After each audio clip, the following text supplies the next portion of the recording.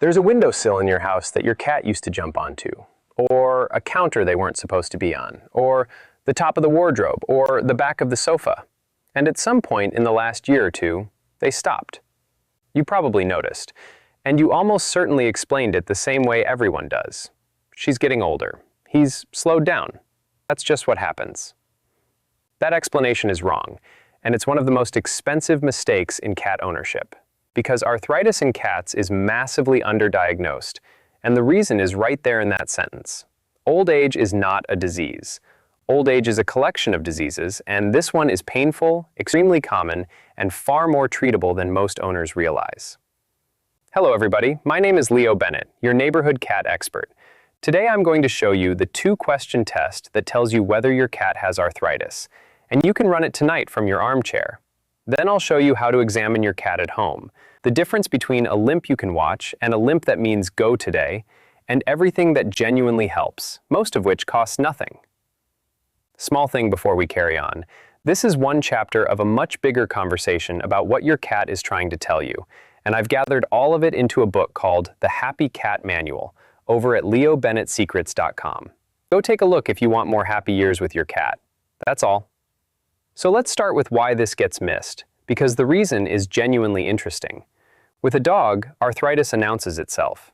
The dog limps, visibly and obviously, and the owner brings them in and says, "My dog is limping, please fix it."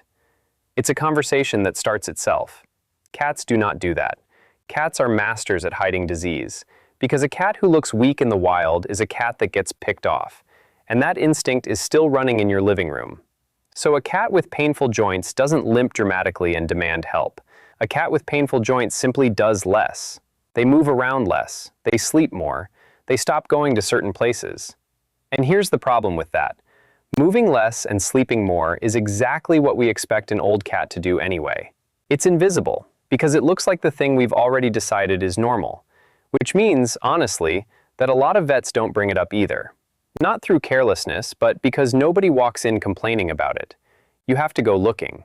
So as the owner, you're the one who has to raise it. You're the one who says, "I think my cat has arthritis. Can we talk about it?" And that conversation gets an enormous number of cats out of pain. Now, here's what changes everything, and it comes from research presented to veterinary surgeons. A short set of owner questions that correlate closely with actual radiographic evidence of arthritis. In other words, questions you can answer at home that predict what an X-ray would show. 2 of them do most of the work, and I want you to actually run these tonight. Question 1. Has your cat stopped jumping up onto places they're not supposed to be? Think about a young cat. They're on the counter, they're in the linen cupboard, they're on top of the fridge, on the bookshelf, on the windowsill you'd rather they weren't on. Getting up high is what cats do, and a healthy cat treats your house as a climbing frame. So if your cat used to do all that and has quietly stopped, that's one of the strongest signals you'll get. Not a cat who never jumped, a cat who used to and doesn't anymore. There's one other explanation worth ruling out, and it's an easy one. Significant weight gain will also stop a cat jumping, and unlike arthritis, you can see that from across the room. So if your cat has become properly overweight, that may be your answer, and we'll come back to weight because it matters enormously here anyway. Question 2, and this is the subtle one, and it's the one I really want you to watch for. Does your cat still stick the landing? Here's what that means. Watch a healthy cat jump down from a surface. They land and immediately walk away, in one continuous motion, completely nonchalant, like nothing happened. That's the normal picture, and once you've seen it, you can't unsee it. A cat with arthritis lands and pauses. They stick the landing. There's a beat where they stand there, front legs braced and stiff. Sometimes they look down, sometimes they meow, and then they carry on. That pause is a jolt of pain going through the front end as they absorb the impact.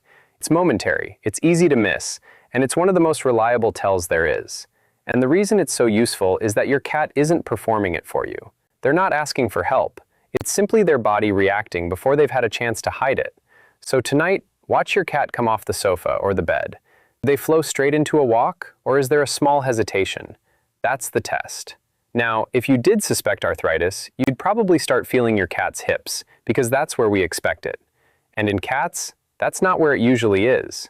The most common sites of arthritis in cats are the neck and the elbows. The elbow one shows up in how they walk. A cat with bad elbow arthritis develops a slightly bow-legged, front-heavy gait, with the elbows carried a little further out than they should be, almost bulldogish. It's subtle, and once it's pointed out to you, it's obvious. The neck one is even easier to miss because it doesn't affect walking at all. What it affects is reaching. A cat with a sore neck may groom less thoroughly, particularly further back along the body. They may become reluctant to bend down to a floor-level bowl. They may not turn their head to follow things the way they used to. And that's worth flagging on its own, because a scruffy coat toward the back end in an older cat is very often read as, he's got lazy about grooming. Sometimes it's a cat who can't comfortably twist round to reach it anymore. Same with a cat who started leaving food in the bowl. Before you assume they've gone fussy, watch how they stand while they eat.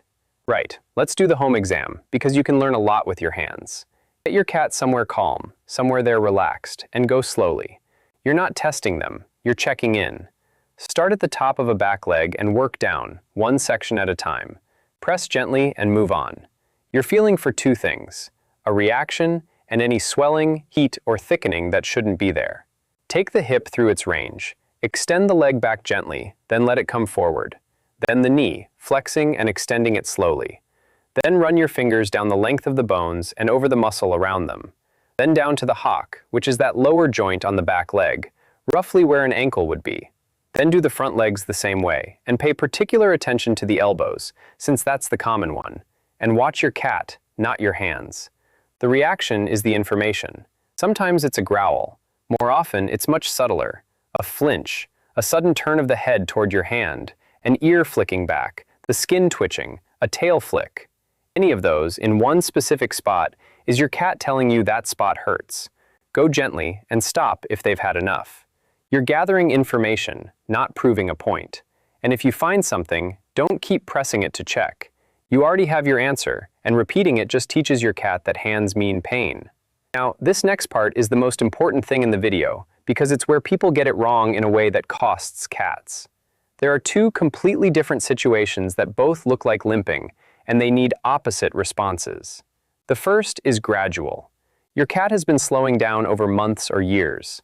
Less jumping, sticking landings, stiffness after sleeping, a bit of reluctance on stairs. That's the arthritis picture. It's chronic, it's manageable, and it deserves a proper appointment. The second is sudden. Yesterday your cat was fine, today they're limping and clearly favoring a leg. That is a completely different animal, and it is not arthritis. Arthritis doesn't arrive in an afternoon. A sudden limp usually means an injury, or something stuck in a paw, or, very commonly in cats, a bite wound that has become infected. Cats get into scuffles. Another cat's teeth go through the skin. The puncture closes over on the outside and seals bacteria underneath it, and within a day or two, you have an abscess. So here's what to check if the limp came on suddenly. Look for swelling, particularly around a joint or in the soft tissue. Feel for heat compared to the same spot on the other leg. Look for a wound, though bite punctures are tiny and easily hidden under fur. And check whether the whole cat is unwell. Is your cat off their food, hiding, or unusually flat? And if you're able to, take their temperature, because that's the piece of information that decides it. A cat's normal temperature runs roughly between 100 and 102.5 degrees Fahrenheit, which is about 38 to 39 degrees Celsius. Meaningfully above that is a fever, and a fever alongside a swollen, painful leg means infection. That is a today problem, not a wait-and-see problem. An abscess needs draining and it needs antibiotics, and home remedies do not clear it. Left alone, it can spread, and a cat with a spreading infection goes downhill faster than people expect. So let me put the rule as simply as I can. Gradual and getting slowly worse, over months, is arthritis, and you should book an appointment. Sudden, with swelling, heat, a fever, or a cat who's clearly unwell, means infection or injury, and you go now. Right. Assuming we're dealing with the arthritis picture, let's talk about what genuinely helps, because this is the encouraging half, and there's more you can do than most people think. And the single most powerful thing on this list costs nothing at all: weight. Every extra pound your cat carries goes straight through joints that are already worn and already inflamed. Take weight off an arthritic cat and you reduce the load on every step, every landing, every stair. It is genuinely one of the most effective interventions available, it's free, and it does more than any supplement will.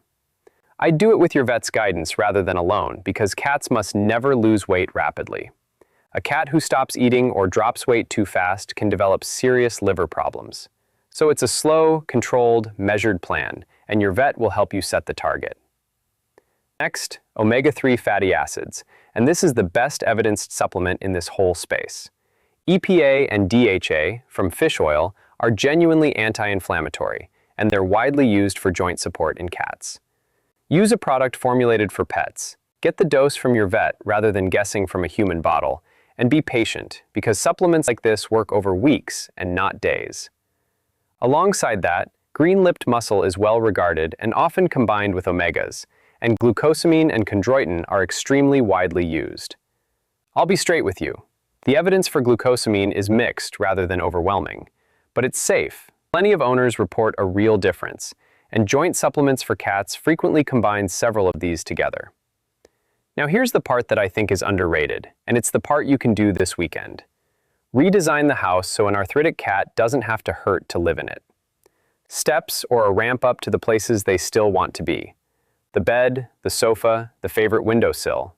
A cat who can't make one big jump can very often manage two small ones, and giving them that back is genuinely lovely to watch.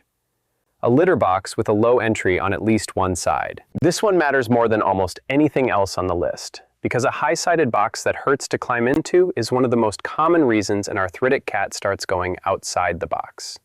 Owners read that as a behavioral problem, and it's a mobility problem.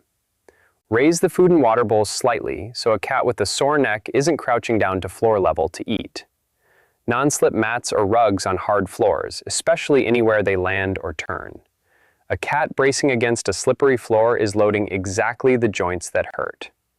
And soft, warm, well-padded bedding, somewhere out of drafts. Warmth genuinely helps stiff joints, and a thin bed on a cold, hard floor is uncomfortable for a cat with arthritis. If your cat has started sleeping somewhere new and warmer, that's often the reason. And finally, gentle movement. This sounds counterintuitive, but joints that don't move get stiffer. So keep playing, just adapt it. Low and slow rather than high and fast. Wand toys along the floor rather than encouraging leaps. Short sessions, more often. You're keeping them mobile, not exercising them. Now the vet visit, and I want to be clear about why it's worth it, even though everything I've just described is something you can do yourself. 2 reasons. First, diagnosis.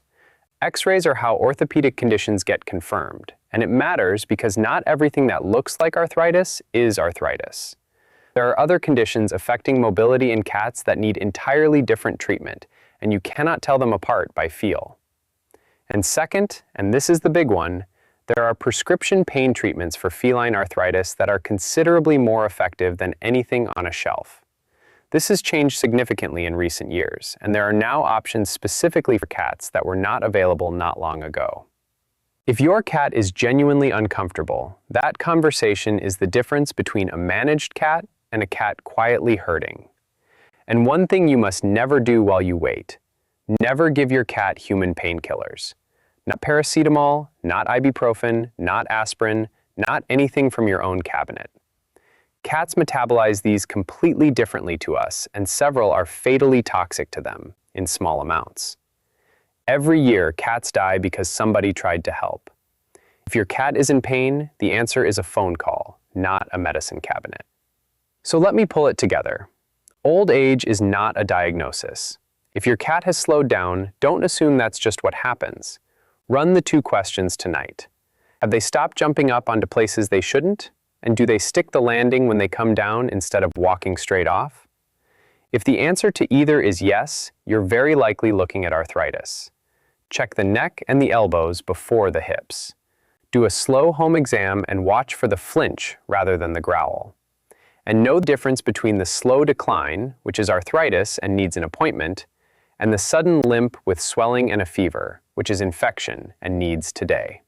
Then get the weight off, add omegas, and redesign the house so nothing they need requires a painful jump. And have the conversation with your vet, because the prescription options for feline arthritis are genuinely good now. Here's the thing I'd like you to hold on to. Owners tell me all the time that after they treated an arthritic cat, that cat seemed years younger. Playing again, getting back up on the windowsill. And what happened wasn't that anybody reversed their age. It's that the pain came off, and what was underneath it was a cat who still wanted to do all the things they'd quietly stopped doing. That cat is still in there. They just stopped telling you. So tell me in the comments, is there a spot in your house your cat used to jump onto and doesn't anymore? A counter, a windowsill, the top of something? I'd like to know how many of you can name one straight away, because I suspect it's a lot of you. Hit like, subscribe, and send this to somebody with an older cat who's just slowed down. I'm Leo Bennett, and go and watch that landing tonight.